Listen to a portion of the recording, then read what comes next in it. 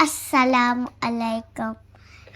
Hi guys, it's me, Amina. So, I nak cerita pasal Shakila Karim. Mak I? Bising pula bunyi air ni. Kita breakfast kat bawah Okay. Breakfast pula. Dah lah tak ajak nak pergi hotel.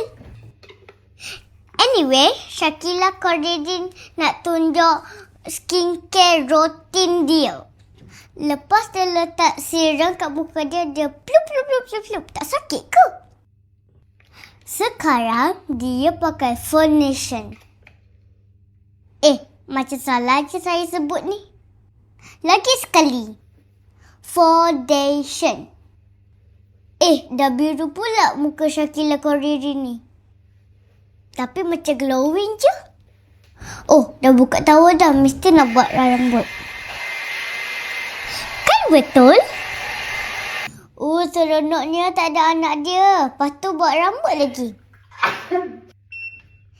Acik-acik banyak kali pula. Rambut dah kering. Nak buat apa tu? Mina tahu. Cuba Amina teka. Bukan. Amina yang teka. Mesti nak buat gepok-gepok. Macam kita tak tahu. Cantiknya. Oh my god guys. Mak saya guys. I told you. Rambut gepok. Gepok pula. Gepok lah.